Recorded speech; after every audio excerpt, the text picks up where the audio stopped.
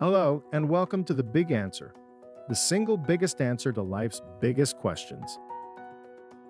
In this video, we'll be learning about the 7 qualities that are fundamentally and objectively necessary to exist, and which are the core of this model. More importantly, we'll cover how they were arrived at so that you can see that they are completely objective.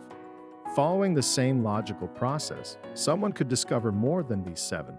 That's the difference with an approach based completely on logic, reason, and evidence. This model involves learning a lot of novel concepts and ideas.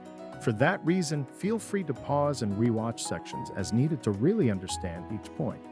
If you haven't yet, watch Book 1, Intro to the Big Answer, to know what we're talking about.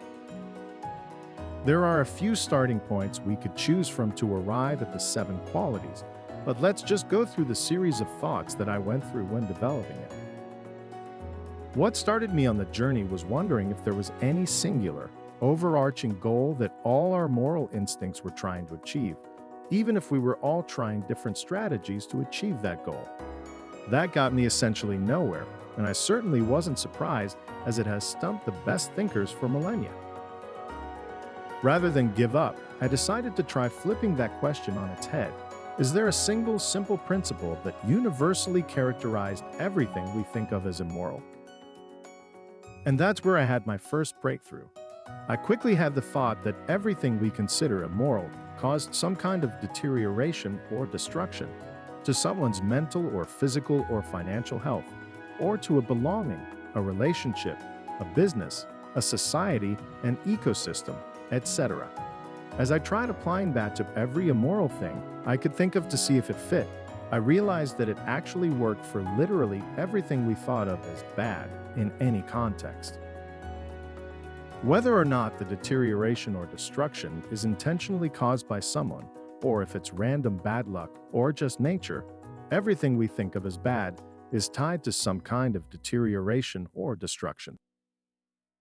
Your phone glitching, your mind or body getting weaker and slower with age, death, bankruptcy, a loss of biodiversity, government corruption, spraining your ankle, earthquakes and floods, freedoms being taken away, running red lights, lying to your significant other, etc. all represent or lead to, or increase the chances of the deterioration or destruction of something.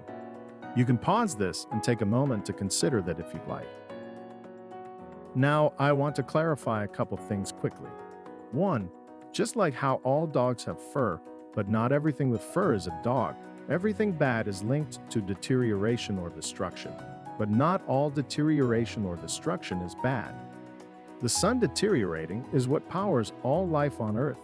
Bodies decaying after people die is how the nutrient cycle works, so why don't these count?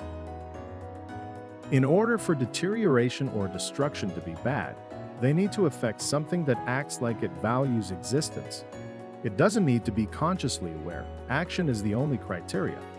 So basically, it only applies to living things or systems of living things, as these act like their existence matters. But the sun doesn't do this. Dead bodies don't do this. So for inanimate objects, their deterioration or destruction can only be good, bad, or neutral based on how it affects living things or systems of living things. The second thing is that the destruction of something that is, itself, causing destruction is the lesser evil. Removing an infected limb, or overthrowing a corrupt regime, or killing a mass shooter, or stealing a terrorist bomb, are all examples of a lesser evil because they prevent even more deterioration or destruction from happening in the long run. Okay, moving on. The next obvious question I had was, what exactly is deteriorating or being destroyed? What quickly came to mind was that everything can be thought of as a collection of what I now call principles. I use that term as a catch-all or umbrella term for something's features, characteristics, properties, behaviors, etc., but with one major difference. While we typically think of something as having features, characteristics, properties, behaviors, etc., something literally is its principles. In fact, you could say the principles are what actually exist, and what we see when we look at something is just the manifestation of those principles in action.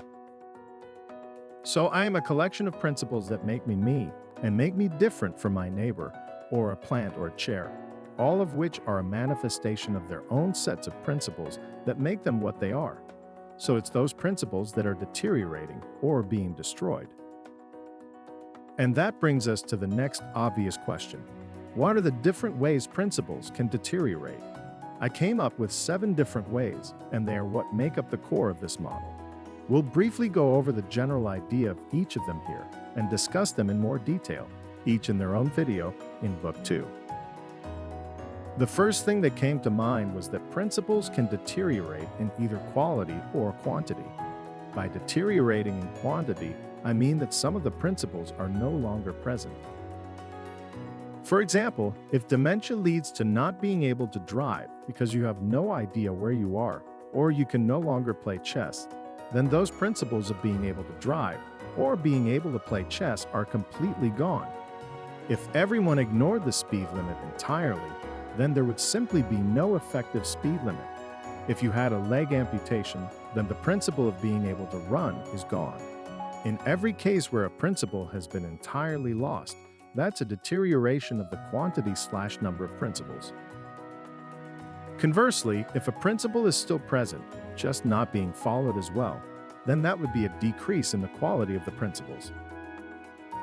Examples of when the quality of something's principles are decreased could be mild dementia, where you can still drive and play chess, for example, just not as well as you used to.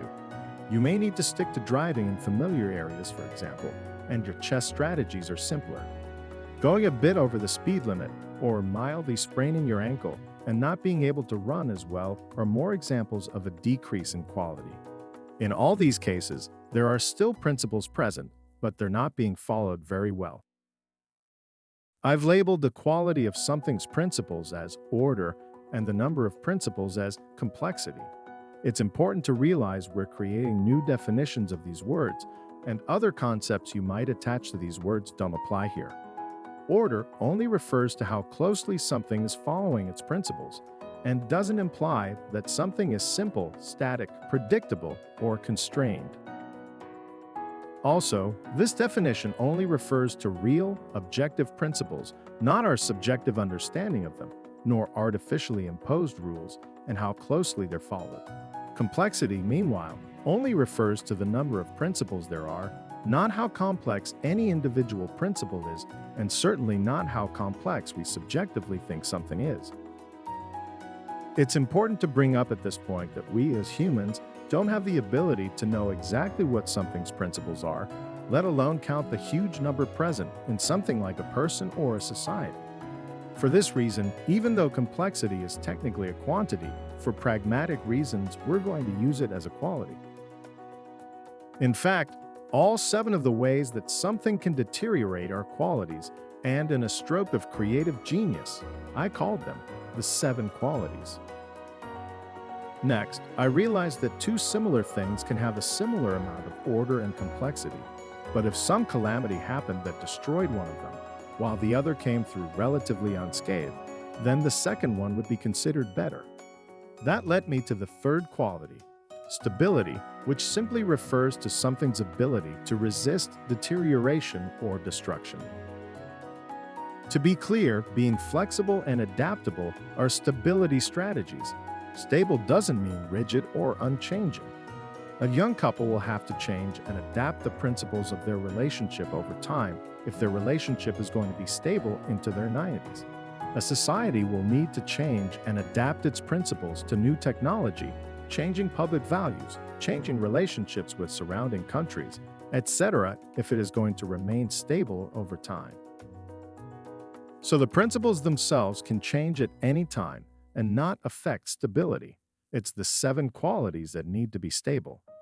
If there's the same amount of order, the principles are being followed well, and the complexity is the same.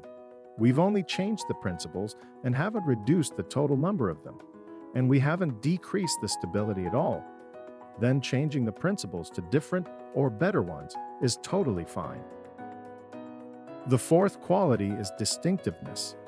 I realize that when we talk about principles and their qualities, we're talking about them as they apply to a unique, distinct whole, a person or a relationship or a business or a country. You couldn't apply the big answer to a random group of people at a beach that have no relationship to each other, for example. When something's distinctiveness deteriorates, it becomes less identifiable as a whole. For example, a country starts falling apart when it starts dividing up into smaller local groups of people that don't follow the country's rules or use the currency of the country anymore. A relationship loses distinctiveness when it doesn't look any different from one's interactions with others, just a "hey, how's it going?" in the morning. Note that parts don't lose distinctiveness when they become part of a whole. In fact, a whole almost always requires a range of distinct parts. An ecosystem can't be made from one species. You're not made of one kind of cell or organ. And a society can't be made from just teachers, or just bakers, or just accountants. Outsiders can't interact with a whole as easily when it deteriorates. They can't make deals with the country as a whole anymore, or they don't talk to one person in a couple as representing the two of them anymore. All examples of the distinctiveness of the whole being lost. As I was thinking about the deterioration of a distinct whole, I realized there's one very important aspect to this that should be teased out as its own quality, and that's the fact that a whole is comprised of many parts. And these parts are not just sitting next to each other or piled in a heap, they have a very specific arrangement and/or interaction that gives rise to the whole. I called this specific interaction and/or arrangement of the parts the dynamic, the fifth quality. The parts may be cells in the case of one's body, or the neurons specifically in the case of one's mind, the people in a relationship or society, the money in an economy, the organisms in an ecosystem, etc. If the dynamic between the parts breaks down, so does the whole that dynamic gave rise to. My consciousness, which arises from the specific arrangement and interaction of my neurons, no longer exists if that dynamic breaks down. If money stopped trading hands, the economy would no longer exist. Or if a couple in a relationship no longer interacted, then that relationship could no longer be said to exist. You get the idea. And that idea of something needing to maintain its dynamic to keep existing led me to the sixth quality, resourcefulness. This is because every living thing or system of living things needs resources in order to maintain the dynamic that gives rise to it. For me, it's oxygen, food, and water. For a plant, these include carbon dioxide, water, and sunlight. In a relationship, a necessary resource is time. In a business, it's money, workers, and customers. A political party needs votes.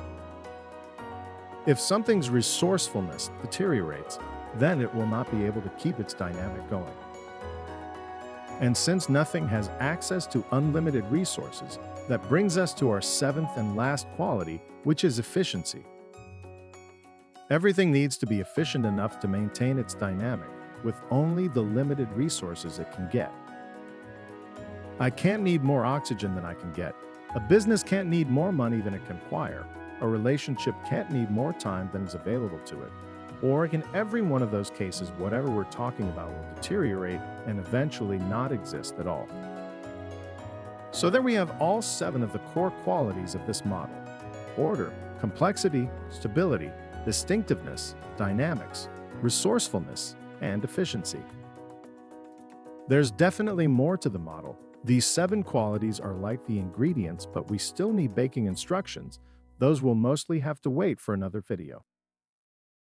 One thing I will mention at this point, though, because it's very important, is that it is the sum of these qualities that define good or bad, not any one quality on its own. If you try to increase one or more qualities at the expense of the others, that's overall a bad move. This model is completely self-balancing, explaining exactly when you've gone too far with any one quality. For example, let's look at order. Why is total world order bad?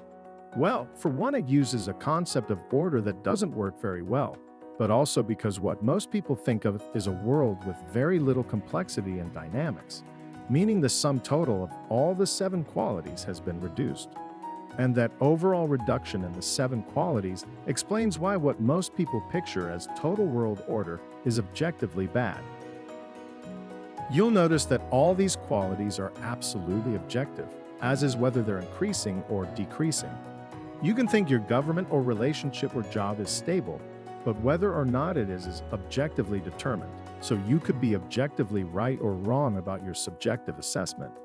That's why these qualities also work for organisms with no conscious awareness, such as algae or mushrooms, or systems of organisms, such as ecosystems or societies.